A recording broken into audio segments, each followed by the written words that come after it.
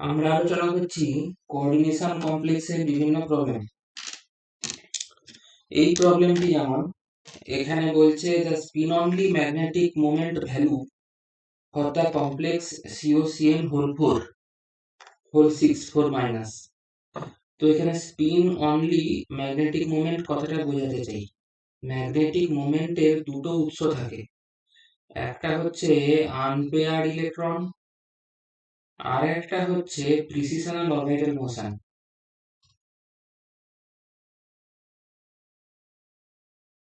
এখন প্রিসিশনাল orbital motion জিনিসটা কি? তোমরা লাটিমকে ঘুরতে দেখেছ, টপ তার মাথার উপরে একটা পয়েন্ট দিয়ে দাও, এবার সেটা যখন পড়ে যাচ্ছে তার যেটা গতিপথ। তো যাই হোক, এইটাই হলো মেজর কন্ট্রিবিউশন এবং এটা আমাদের আলোচনার বিষয় এখন নয়। তো এখানে আমরা দেখতে পাচ্ছি যে CO2+ স্টেটে আছে, মানে হচ্ছে 3D7 এবং অক্টাহেড্রাল কমপ্লেক্স এটি। আবার সায়ানাইড হচ্ছে একটা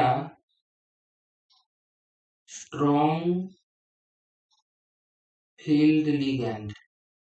তাহলে একে যদি আমি T2GEG তে লেখার চেষ্টা করি, এর যেটা ডেল্টা ও হবে ওটা হাই হবে। তাহলে যে 7টা ইলেকট্রন 1 2 3 4 5 6 করে ভর্তি হওয়ার পর উপরে যাবে, এদেরকে কি বলে? লো স্পিন কমপ্লেক্স বলে। তাহলে এখানে আনপেয়ার্ড ইলেকট্রনের সংখ্যা একটি, এইটি। তাহলে এর ম্যাগনেটিক মোমেন্টের ভ্যালু হবে √n into n+2 Bohr magneton. √3 Bohr magneton মানে 1.732 বোর ম্যাগনেটন, যেটি হলো উত্তর।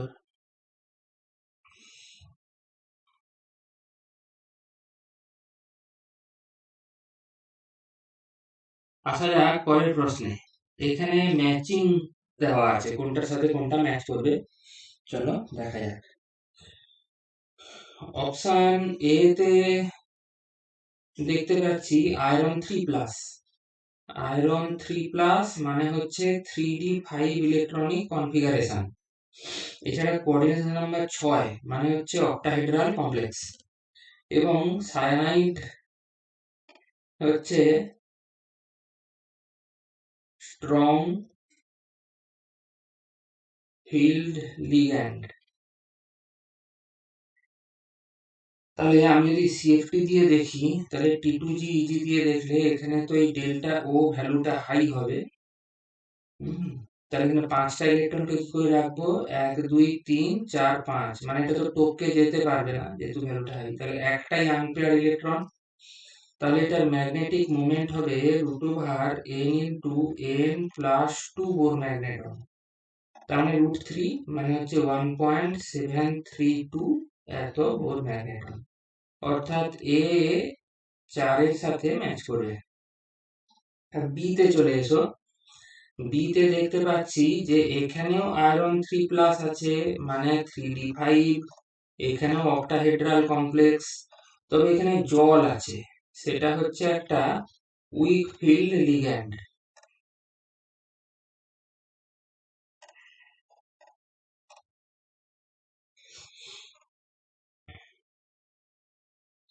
তো তাহলে এখানে কিভাবে স্প্লিটিংটা হবে? দেখো, এখানেও 5টা ইলেকট্রন, কিন্তু এখানে জল উইক ফিল্ড বলে ডেল্টা ওটা লো। তাহলে 1টা 2টো 3টা, তারপর ইলেকট্রন সহজেই টপকে চলে যাবে 4টা 5টা। তাহলে আনপেয়ার্ড ইলেকট্রন 5টা হলো। তাহলে ম্যাগনেটিক মোমেন্ট হবে √n ইন্টু n+2 bm, মানে হচ্ছে 5 7 35 √35, মানে 6-এর যে সামান্য কম যে ভ্যালুটা আছে, মানে এই 1 নম্বর যেটা সেটা। তারপরে সি তে চলে এসো, এফিসিয়েন্ট হোল 6 4 মাইনাস। তার মানে এখানে আয়রন 2+ আছে এবং সায়ানাইড স্ট্রং ফিল্ড। Fe2+, এবং cyanide is strong field ligand. Strong field ligand. Fe2+ এর 3d6 ইলেকট্রনিক কনফিগারেশন আছে এবং এখানে একটা অক্টাহেড্রাল কমপ্লেক্স তৈরি হয়েছে। আচ্ছা, তো এখানেও T2G EG তে যখন ভাঙবে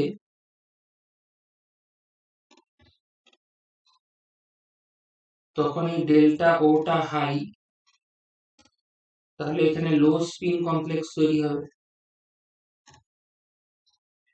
লো স্পিন কমপ্লেক্সের মানে হচ্ছে 6টাকে 6টাই নিচে থেকে যাবে। এর আর একটা কারণ আছে এরকম কনফিগারেশন হওয়ার, T2G6 EG0 এখানে যদি অ্যামোনিয়া থাকতো তাহলেও এই কনফিগারেশনই আসতো। তার কারণ এক্ষেত্রে highest crystal field stabilisation energy পাওয়া যায়, সেটা হলো -24 ডিকিউ।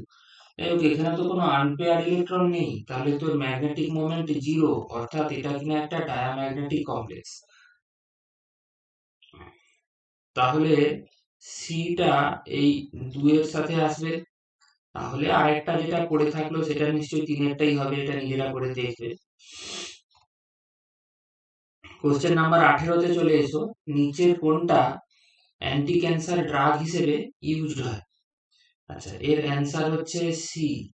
এইটাকে বলা হয় সিস প্ল্যাটিন। এইটি অ্যান্টি ক্যান্সার ড্রাগ হিসেবে ব্যবহৃত হয়। আমি আমার ভিডিও যখন বানিয়েছি সেখানেও এই সম্পর্কে আলোচনা করেছি। তো এটা একটা স্কোয়ার প্ল্যানার কমপ্লেক্স, এখানে প্ল্যাটিনাম 2 অক্সিডেশন স্টেটে আছে। নেক্সট কোশ্চেনে চলে আসো। এখানে কটা স্কোয়ার প্ল্যানার স্পিসিস আছে তোমাকে খুঁজতে হবে। এক একটাকে দেখো। বোরনের মোট 5টা ইলেকট্রন, 1s2 2s2 2p1। তাহলে ভ্যালেন্স শেলে 3টে আছে, 4টা ফ্লুরিন, একটা নেগেটিভ চার্জ বাই 2, মানে ভ্যালেন্সের ইলেকট্রন পেয়ার কটা সেটা আগে হিসাব করো। ইকুয়ালস 4 মানে হচ্ছে sp3 মানে হলো td। আমি খুঁজছি স্কোয়ার প্ল্যানার, তাহলে এক একটা হবে না। এবার 2-এরটায় চলে এসো। এখানে আয়রন 2+ অক্সিডেশন স্টেটে আছে, মানে হচ্ছে 3d6। এবারে ভিভিটির আশ্রয় নিয়ে নাও। এখানে এই 3d ছবিটা আগে এঁকে ফেলো। 1টা 2টো 3টা 4টা 5টা ঘর, 1 2 3 4 5 6। আচ্ছা, এখানে কোঅর্ডিনেশন নাম্বার দেখা যাচ্ছে 4, মানে আইদার sp3 or dsp2 হবে। তাহলে এখানে 4s আর তারপরে রয়েছে 4p। কিন্তু ক্লোরাইড হচ্ছে উইক ফিল্ড লিগ্যান্ড, তাহলে এক্ষেত্রে তো এই ইলেকট্রনগুলোর পাশাপাশি আসার কোনো প্রশ্নই থাকছে না এবং শেষ পর্যন্ত sp3 অর্থাৎ টেট্রাহেড্রাল স্ট্রাকচার চলে আসবে। তাহলে অপশন বিও কিন্তু আমার প্রশ্নের উত্তর হতে পারে না। তাহলে 3-এরটাকে জাজ করা যাক। এখানে CO2+ কেটে আছে, মানে 3d7 এবং কোঅর্ডিনেশন নাম্বার 4 দেখাচ্ছে। তাহলে এখানেও ভিভিটির কাছে চলে এসো। 1 2 3 4 5 6 7। যেহেতু ক্লোরিন একটা উইক ফিল্ড লিগ্যান্ড, তাহলে এখানেও কিন্তু একই রকম ভাবে আগেরটার মতোই sp3 হাইব্রিডাইজেশন হয়ে টেট্রাহেড্রাল কমপ্লেক্স হয়ে যাবে। তাহলে এটা আমার প্রশ্ন নয়, অবশ্যই এটা হবে। তাহলে একমাত্র একটাই এখানে স্কোয়ার প্ল্যানার কমপ্লেক্স আছে প্রসঙ্গত উল্লেখযোগ্য, প্ল্যাটিনাম প্যালাডিয়াম, এরা স্কোয়ার প্ল্যানার কমপ্লেক্সই সাধারণত বানিয়ে থাকে। 20 দাগে চলে আসো। যেই মেন পরীক্ষাতে এসেছে, the number of geometric isomers that can exist for square planar. এইটা দেখো, এই ধরনের প্রশ্ন আমরা আগে বহুবার করেছি। এটা M A B C D এই টাইপ কমপ্লেক্স, যেখানে ABCD প্রত্যেকেই হচ্ছে একটা মনোডেন্টেড লিগ্যান্ড। এবার এর উত্তর হবে 3। তার কারণ হচ্ছে তুমি একটা কাজ করো, এখানে এটাকে ফিক্সড রাখো প্রত্যেকবার। তারপরে কত রকম ছবি আসতে পারে দেখো। একবার ট্রান্সপোজিশনে বি, একবার সি, একবার ডি রাখো। এবারে যেহেতু এখানে সিডু অ্যাক্সিস অফ সিমেট্রি আছে, অতএব এই দুটো জায়গাতে যাই থাকুক না কেন, এখানে সি আর এখানে ডি থাকলেও যা, আর উল্টোটা যদি হয় এখানে ডি এখানে সি থাকলেও একই ব্যাপার হয়। তাই এখানে মোট 3খানা আইসোমার আমি পাবো। কোশ্চেন নাম্বার 21-এ চলে এসো। বলছে cobalt 3 chloride forms several octahedral complexes with ammonia. Which of the following will not give test for chloride ions with silver nitrate. তার মানে হচ্ছে, এই কথাটার মানে কি, there is no chloride ion in the ionisable valency, third ব্র্যাকেটের বাইরে থাকবে না, আয়োনাইজেবল ভ্যালেন্সি। আচ্ছা, এবার তোমাদের নিশ্চয়ই ওয়ার্নার্স থিওরি মনে আছে। ওইখানে প্রথমে কি স্যাটিসফাই করতে হয়, কোঅর্ডিনেশন নাম্বার। তো কোবাল্ট 3+ এর কোঅর্ডিনেশন নাম্বার আমরা জানি 6 হয়। তো 6টা কে স্যাটিসফাই করার পরে বাইরে কোনো ক্লোরিন থাকবে না, এইরকম হচ্ছে অপশন সি। লক্ষ্য করো, CO NH3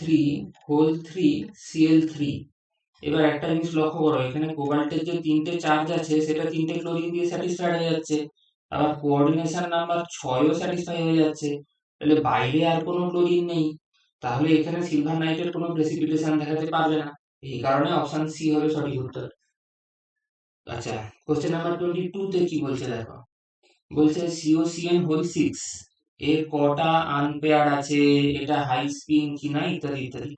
আমাকে এটাকে স্টাডি করতে হবে। দেখো, এখানে সিওটা 3+ এ আছে, মানে হচ্ছে 3d6 হলো, কোঅর্ডিনেশন নাম্বার হচ্ছে 6, মানে এটা অক্টাহেড্রাল কমপ্লেক্স।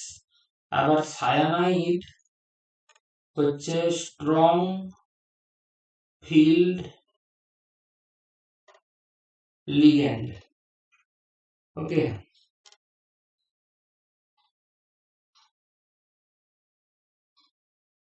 আচ্ছা, তো এখানে তাহলে কিভাবে হবে, আমি যদি ভিভিটির সাহায্যে এটা করতে চাই, ভ্যালেন্স বন্ড থিওরি, তাহলে 3D তে মোট 6টা ইলেকট্রন, তো 1 2 3 4 5 6, তারপরে হচ্ছে 4s, তারপরে হলো 4p।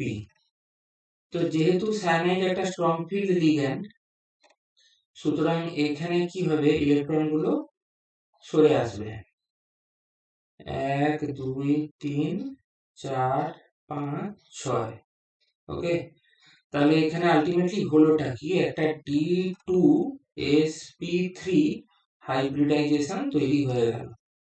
এবার তুমি অপশনগুলো দেখো, বলছে 4 আনপেয়ার ইলেকট্রনস, না এটা ভুল, এখানে কোনো আনপেয়ার ইলেকট্রনই নেই, এটা একটা ডায়াম্যাগনেটিক স্পিসিস হয়ে গেছে, ঠিক আছে।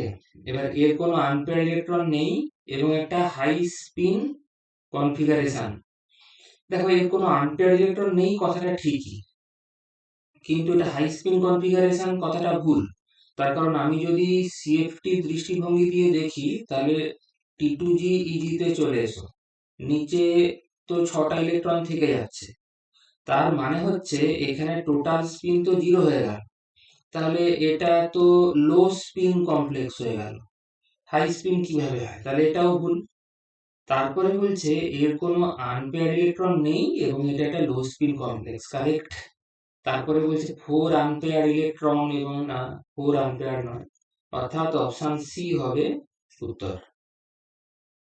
কোশ্চেন নাম্বার 23 তে চলে এসো, কি বলছে দেখো, বলছে if the freezing point of a 0.01 molar aqueous solution of a cobalt 3 chloride ammonia complex which behaves as a strong electrolyte is এত ভ্যালু বলে দিয়েছে, তাহলে the number of chlorides in coordination sphere of the complex, মানে third ব্র্যাকেটের মধ্যে। তো সলিউশনের chapter থেকে আমরা এই সূত্রটা তো শিখেইছি, delta TF equals van't factor i into KF into molarity. এবার এখানে ডেল্টা টিএফ এর ভ্যালুটা কত, 0.0558, মাইনাস দিচ্ছি না কেন, পার্থক্য বোঝাচ্ছে বলে। আচ্ছা, আমাকে তো এখানে আই এর ভ্যালুটা একটু দরকার আছে আমার, আর কেএফ এর ভ্যালু 1.86 বলে দিয়েছে। আচ্ছা, আর মোলারিটিও বলে দিয়েছে 0.01। তো তাহলে তাহলে আই এর ভ্যালু কত হবে, 0.0558 ডিভাইডেড বাই 0.0186। আচ্ছা, এটা কাটাকুটি করো, 6×3 = 18, 3 আসবে এটার ভ্যালু। আচ্ছা, এটা যেহেতু একটা স্ট্রং ইলেকট্রোলাইট, তাহলে এখানে ডিগ্রি অফ ডিসোসিয়েশনটা বলে দিয়েছে না, এখানে যেহেতু একটা স্ট্রং ইলেকট্রোলাইট, তার মানে হচ্ছে ডিগ্রি অফ ডিসোসিয়েশন 1। তাহলে আমি বলতে পারি I-1 × n-1 বা I = n, অর্থাৎ এমন ভাবে ভাঙবে এখানে আমি 3টে পার্টিকেল পাবো। তো এখানে আমি কিভাবে এটাকে লিখতে পারি?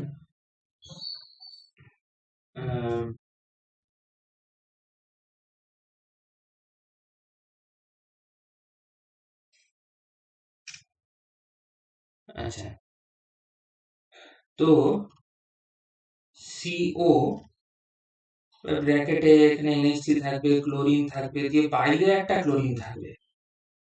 আমি এমনটা কেন বলছি, যে একে এমন ভাবে ভাঙতে হবে যে এখানে দুটো পার্টিকেল পাবো আমি। কথাটা বুঝো, এই জায়গাটাতে আমি দুটো পার্টিকেল পাবো, তখন n=2 আসবে। তাহলে শূন্যস্থানগুলোকে আমাকে পূরণ করতে হবে। এবার কিছু জিনিস আমরা জানি, যেমন CO3+ এর কোঅর্ডিনেশন নাম্বার হচ্ছে 6। তো এখানে যদি 6কে আমাকে পূরণ করতে হয়, তাহলে আমি কি করতে পারি, NH3 5Cl এরকম ভাবেও লিখতে পারি। এখানে NH3 5, এখানে কি বলছে, Cl2, ও সরি, একটা জিনিস ভুল হলো, সেটা হচ্ছে এখানে n=2 নয়, এখানে হবে n=3। তার মানে এখানে দুটো ক্লোরাইড আসবে, এখানে দুটো প্লাস আসবে। তো এখানে যদি দুটো ক্লোরাইড আসে, তাহলে ভেতরে নিশ্চয়ই একটা ক্লোরাইড থাকবে। তার কারণ হচ্ছে, নাহলে তো কোবাল্টের যে 3টা চার্জ, সেটা স্যাটিসফাইড হবে না। তাহলে যদি প্রশ্ন হয় যে কোঅর্ডিনেশন স্ফিয়ারের ভেতরে কটা ক্লোরিন আছে, উত্তর হচ্ছে অনলি 1, এইটা। তাই অ্যান্সার হবে 1। ওকে, কোশ্চেন নাম্বার 24 এ চলে এসো। বলছে, for the octahedral complexes of Fe3+ in HCN- and in Cn- ligand environment, the difference between the spin-only magnetic moments in Bohr magneton। আচ্ছা, প্রশ্নটাকে বোঝার চেষ্টা করো। Fe3+ একবার HCN- আর একবার Cn- এর সাথে কমপ্লেক্স বানাচ্ছে। এবার ম্যাগনেটিক মোমেন্টের ডিফারেন্সটা কত হবে? দুটো কেস আলোচনা করা যাক। একটা হচ্ছে Fe3+ and HCN- যখন কমপ্লেক্স বানাচ্ছে, the difference between the spin only magnetic moments। আচ্ছা, অক্টাহেড্রাল কমপ্লেক্স, তাহলে Fe বলে দিয়েছে HCN6 এবং আয়রনও বলে দিয়েছে যে 3। তাহলে এখানে হবে কি না 3-। আচ্ছা, তাহলে 3d5। এখন HCN- যেটা, সেটা হচ্ছে একটা week field ligand. Week field ligand যদি হয়, তাহলে এক্ষেত্রে তো এই যে ডেল্টা ওটা, এটা হয়ে যাবে লো। তাহলে 5টা ইলেকট্রনের মধ্যে বাকি দুটো সহজেই জাম্প করে এখানে চলে যেতে পারবে। তাহলে নাম্বার অফ আনপেয়ার্ড ইলেকট্রনস 5। তাহলে ম্যাগনেটিক মোমেন্ট হবে √n × n+2 বোর ম্যাগনেটন।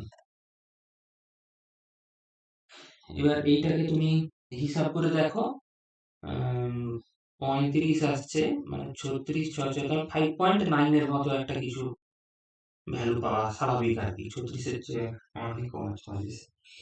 এবং আরেকটা এরকম করে ফেলবো আমরা, সেটা হচ্ছে FeCN6, এটাও 3-। তবে এখানে সায়ানাইড হচ্ছে কিন্তু একটা স্ট্রং ফিল্ড লিগ্যান্ড। ওকে, এবারে এই যে Fe3+, এটা তো হচ্ছে 3d5। এখানে যেমন তুমি দেখলে যে হাই স্পিন কমপ্লেক্স তৈরি হয়েছে, তাহলে এক্ষেত্রে একই রকম ভাবে তুমি দেখবে যে T2G আর EG-র মধ্যে T2G তে 5টা ইলেকট্রন থেকে গেছে, EG-তে কিছু নেই, অর্থাৎ T2G 5 আর EG 0। তার কারণ হচ্ছে এখানে ডেল্টা ওটা হাই, হাই বলে এই ইলেকট্রন জাম্প করে এখানে যেতে পারেনি। তো তাহলে এখানে আনপেয়ার ইলেকট্রন কটা হলো? একটা। তাহলে ম্যাগনেটিক মোমেন্ট কত হবে? √n into n plus 2 Bohr magneton equals 1.732 Bohr magneton. Okay, তো এখানে এবার বলেছে যে তাহলে পার্থক্যটা কত হবে। আচ্ছা,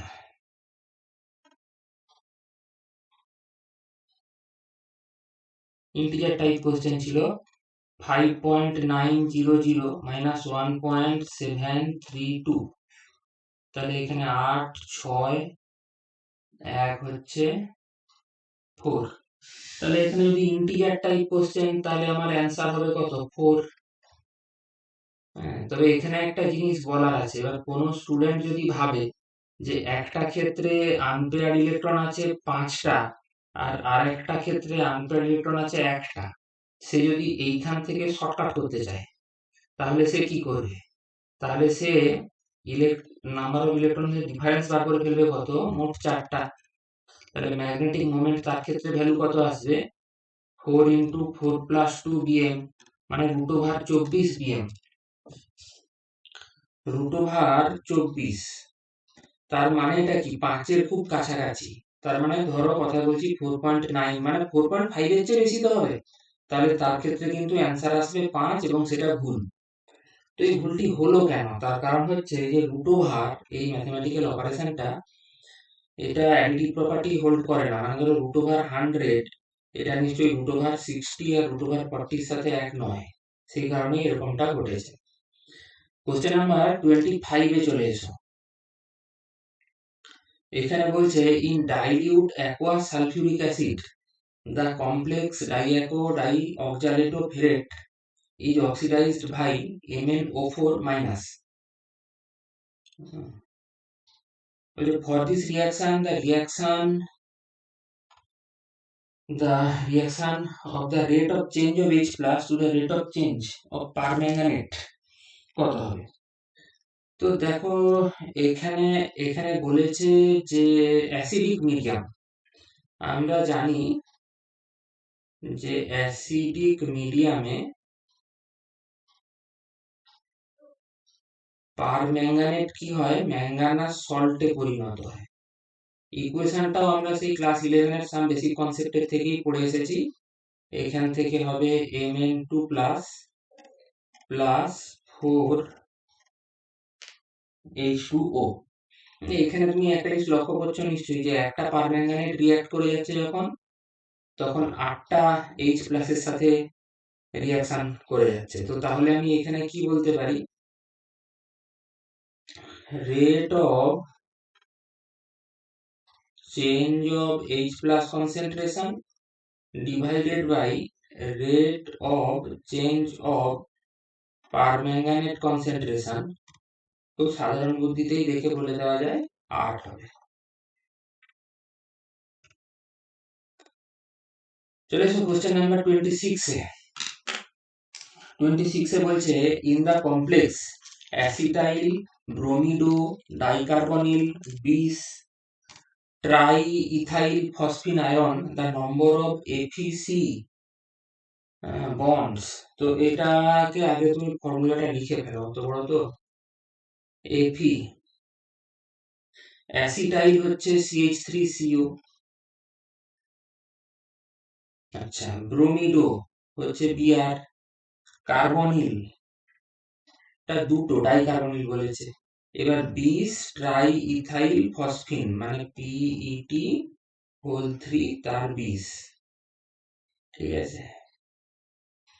আচ্ছা, এইটি বলেছে। তো এখানে বলেছে আয়রন +2, তো বাকিগুলোর সঙ্গে মিলিয়ে নাও, -1 -1 0 0 0। ওকে, তো এক্ষেত্রে এবার ছবিটি কিরকম হবে? এখানে তো বুঝতেই পারছো যে কোঅর্ডিনেশন নম্বর 6 সুতরাং এটা একটা অক্টাহেড্রাল কমপ্লেক্স হবে। এবার এই কমপ্লেক্সটার ছবিটাকে তুমি এঁকে ফেলো। আচ্ছা, বলেছে ব্রোমিন আছে PET3, সেটা আছে দুখানা। ওকে, আচ্ছা, দুটা CO আছে। এটা তো আমি আগেও বলেছি, আবারও বলছি যে কার্বন মনোক্সাইডের দুটো স্ট্রাকচার আছে, তার মধ্যে নিচের স্ট্রাকচারটা বেশি কন্ট্রিবিউটিং, তার কারণ এখানে দুজনেই অক্টেট। এর ফলে ইলেকট্রনের ফ্লো এর জন্য কার্বনের মাঝে নেগেটিভ থাকে, তাই কার্বনের দিক দিয়ে বন্ডিংটা কিন্তু মেটাল কার্বনেটস গুলোতে ঘটে থাকে। এখানেও তাই। আর একটা হচ্ছে অ্যাসিটাইল। অ্যাসিটাইল হলো CH3COO। এবারে প্রশ্নটা কি করেছে দেখো, বলছে Fe বন্ড, Fe বন্ড কটা আছে। দেখো, আয়রনের থেকে কার্বনের দিকে এখানে একটা, এখানে দুটো হলো, এখানে তিনটে, তাহলে অ্যান্সার হচ্ছে Fe বন্ড তিনটা আছে Fe আর কার্বনের মধ্যে। নেক্সট কোশ্চেনে চলে আসো। বলছে total number of cis NMnCl bond angles, that is MnN and MnCl bonds in cis positions present in a molecule of cis MnEn whole 2 R Cl2। তো আমাকে এই যে কমপ্লেক্সটি বলা হয়েছে তার ছবিটাকে সবচেয়ে আগে এঁকে ফেলতে হবে। একদম মাঝে লিখে ফেলা যাক Mn। এবার এখানে সিস কমপ্লেক্সের কথা বলা হয়েছে, তাহলে এখানে একটা Cl আর এখানে একটা Cl। ইথিলিন EN মানে হচ্ছে ইথিলিন ডাইয়ামিন। EN হলো ইথিলিন ডাইয়ামিন। আচ্ছা, এটার ফর্মুলা হচ্ছে H2N CH2 CH2 NH2। ওকে, তো তাহলে এখান থেকে মোট আমি কোঅর্ডিনেশন নাম্বার কত পাচ্ছি। EN এর থেকে এখানে এর দুটো দিক দিয়ে বন্ড করতে পারে, এই দিক দিয়েও পারে আর এদিক দিয়েও পারে, এরকম দুটা আছে, তাহলে দুই দুগুণে চারটা, আর ক্লোরিনের দুটো মানে ছটা। তার মানে এটা একটা অক্টাহেড্রাল কমপ্লেক্স। আমি ছবিটা মানে যেন শান্তিতে আঁকতে পারি, সেই কারণে এরকম করলাম আর কি। আচ্ছা, এবার NH2, এখানে একটা NH2 CH2 CH2 NH2 NH2 CH2। দেখো 5 মেম্বার রিং তৈরি হয়েছে, 5 মেম্বার চিলেট রিং। এরা ভীষণভাবে স্টেবল হয়, তার কারণ হচ্ছে এখানে অ্যাঙ্গেল স্ট্রেন খুব কম থাকে। তো যাই হোক, এখানে জানতে চেয়েছে, প্রশ্নটা ভালো করে দেখো, বলেছে যে এই সিস কথাটার প্রতি জোর দিতে চাই, যে NMnCl এরা যেন সিস পজিশনে থাকে, যেন উল্টো দিকে না থাকে। তো এরকম ভাবে দেখলে এটা হচ্ছে একটা Mn থেকে Cl এ চলে যাচ্ছে, এরকম আমি কটা খুঁজে পেলাম, একটা অ্যাঙ্গেল খুঁজে পেলাম। আবার একই রকম ভাবে একটা Mn থেকে এই Cl টার দিকে চলে যাচ্ছে, তাহলে এরকম কটা হলো, দুটা হলো। তো এটা একটা নাইট্রোজেনের জন্য, এরকম ভাবে বাকি নাইট্রোজেন গুলোর জন্যও চলো করে ফেলা যাক। যেমন নিচেরটার জন্য ধরো এখানে হচ্ছে এই এন এম এন দিয়ে এদিকে একটা এলো সিএল, তো এটা হলো 4 নম্বর। তারপরে আর একটা আবার এখানে এন এম এন হয়ে এদিকে একটা সিএল চলে এলো।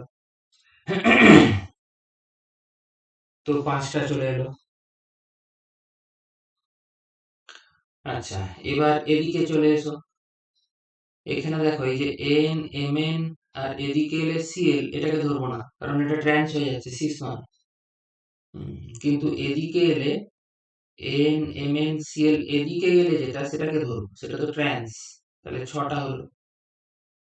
আচ্ছা, আর নিচে আর একটা যে নাইট্রোজেন রয়ে গেল, এও সোজা যদি বেরিয়ে যায় ট্রান্স দেবে, তাহলে এটাকে ধরবো না। হুম, আর যদি যদি এভাবে বাঁকে,